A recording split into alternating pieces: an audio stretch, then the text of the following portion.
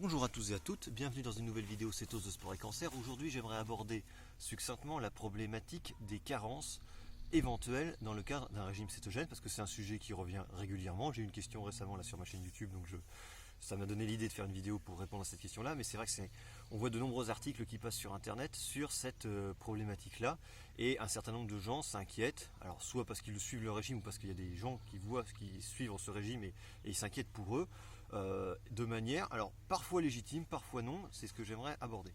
La première chose, c'est qu'il faut que je repose un petit peu les bases. Un régime cétogène, pour moi, ma définition, c'est même pas simplement un régime alimentaire, c'est un mode de vie qui va placer votre corps dans un état de cétose, dans un état où il va produire des corps cétoniques. Ce qui implique, en amont, d'avoir une glycémie basse et régulière. Voilà, c'est ça ma définition. Je définis sur les finalités, donc pas sur les moyens. Au départ, effectivement, comme beaucoup de gens, je suis parti sur le cadre assez strict, 90% de lipides, 8% de protéines, 2% de glucides. Et maintenant, après plus d'un an de pratique, je reviens beaucoup sur ce cadre-là. Je ne le renie pas au sens où je trouve que c'est un cadre qui est utile justement pour aiguiller les gens quand on veut démarrer, quand on ne sait pas trop quoi faire. Effectivement, c'est bien d'avoir cette idée-là en tête pour pouvoir bien démarrer, mais on voit rapidement toutes les limites. Enfin, moi, plus d'un an après, maintenant, je vois vraiment toutes les limites de ce cadre-là, et j'y adhère de beaucoup moins parce que, enfin, on va en discuter, vous allez voir, il y a beaucoup de problèmes. Déjà, j'aime pas les cadres très stricts, comme ça, 90, 8, 2, des chiffres, etc. Ça me gêne beaucoup. On sait bien à quel point tout est variable dans le vivant. Et la deuxième chose qui me gêne beaucoup, c'est qu'on utilise des catégories, alors qui ont une réalité biochimique, glucides, lipides, protéines, mais qui d'un point de vue alimentaire, c'est beaucoup plus compliqué que ça pour notamment deux raisons. La première, c'est qu'il y a des molécules qui sont à cheval sur les deux. Il y a des glycoprotéines, il y a des lipoprotéines, etc., etc. Et puis deuxièmement, on mélange des choses très diverses et qui n'ont pas du tout le même effet d'un point de vue alimentaire sous une même terminologie. Les glucides, on va en discuter tout à l'heure, il y a tout quoi, c'est vraiment, on mélange plein de choses qui sont très différentes et qui n'ont pas du tout le même effet sur la physiologie humaine quand on les ingurgite. Donc voilà, un régime cétogène, c'est pas, il y a plein de façons d'aborder un régime cétogène, il y a plein de façons d'être en état de cétose. Des façons qui selon moi sont intelligentes et pérennes, et des façons qui sont selon moi beaucoup plus extrémistes et donc quelque part forcément un peu idiotes à mon sens, et qui vont poser effectivement un certain nombre de problèmes de santé, un problème de carence alimentaire. Faut pas le nier, parce que faut jamais sous-estimer la propension d'un être humain à aller dans les extrêmes, et on voit des gens qui vont faire n'importe quoi en régime cétogène. Des gens qui vont faire des régimes cétogènes d'ailleurs extrêmement carnés, avec beaucoup de bacon, beaucoup de lard, etc., etc. Déjà, je sais même pas comment ils font pour pas faire de néoglucogénèse. À mon avis, ils mesurent pas beaucoup leur glycémie. Et puis après, on peut très bien envisager quelqu'un qui fasse un régime cétogène alors, complètement farfelu pour le coup. Je dirais une plaquette de beurre le matin, un grand verre d'huile d'olive à midi, et puis un bol d'huile de coco le soir. Techniquement, ça rentrerait dans le cadre d'un régime cétogène. Vous seriez en cétose avec ça, mais c'est pas quelque chose que je recommande, loin s'en faut, parce que déjà vous allez avoir des problèmes de carence, mais pas seulement, vous allez avoir des problèmes d'effets laxatifs avec des quantités de lipides pareilles, et de toute façon, à mon avis, normalement, vous ne devriez pas pouvoir tenir longtemps, et c'est tant mieux, parce que c'est votre corps qui va vous rappeler à l'ordre, et heureusement, parce que je pense que sinon, vous finiriez très mal. Donc dans le cadre d'un régime cétogène, effectivement, il faut prendre beaucoup de produits gras, je dis pas lipides, je dis des produits gras, et limiter beaucoup les produits sucrés. Pareil, je dis pas glucides, je dis produits sucrés, tout en étant raisonnable sur les apports protéiques. Bon, voilà. Mais ça veut pas dire, tiens, j'ai pris des exemples. Moi, j'ai un petit producteur local qui fait du cochon, notamment du cochon Mangaliza. C'est un super cochon, très gras. Vous voyez, il me fait du sindou de très haute qualité. Voilà, alors ça c'est pareil, c'est très riche. J'ai aussi, tiens, je présente un peu. Voilà, et là je suis en train de faire décongeler du lard. Alors vous voyez du lard de Mangaliza, à quel point c'est gras par rapport à la quantité de chair qu'il y a dedans. Donc ça c'est pareil, moi je trouve ça super. Donc ça c'est par exemple effectivement des graisses qu'on peut apporter, alors avec du beurre, avec de l'avocat.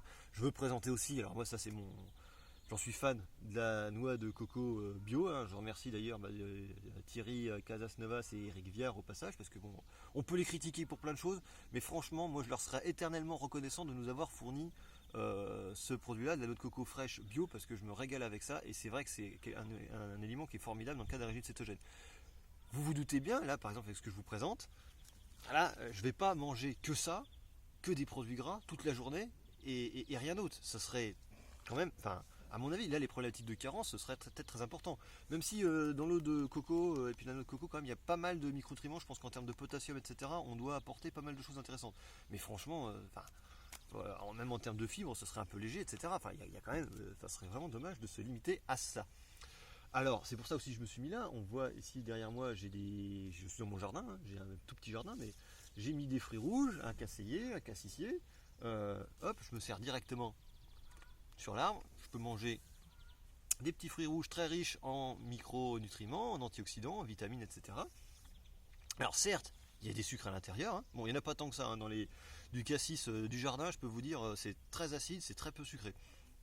Ça se sent tout de suite au goût. D'ailleurs, pour apprécier vraiment, et c'est vrai que c'est un avantage du régime cétogène, c'est que vu qu'on perd un petit peu le goût du sucre, c'est pour ça que j'aime pas les édulcorants, vraiment justement, faut perdre le goût du sucre pour pouvoir vraiment apprécier à leur juste valeur des fruits qui sont assez acides et assez peu sucrés. Mais c'est des vraies bombes en termes de micronutriments, donc je vois pas de raison. Enfin, tant que vous restez raisonnable, que vous n'en prenez pas trop, que vous partez pas, parce que vous allez vite le voir dans vos constantes, moi je vous recommande d'en manger. Donc cassis, casseille, groseille, derrière j'ai des framboises, on va les voir. Là, il y a plein de choses aussi très intéressantes en termes de fruits. Vous devez effectivement éviter les bananes, les nectarines, les pêches, etc. Mais vous n'êtes pas obligé de vous passer de tout.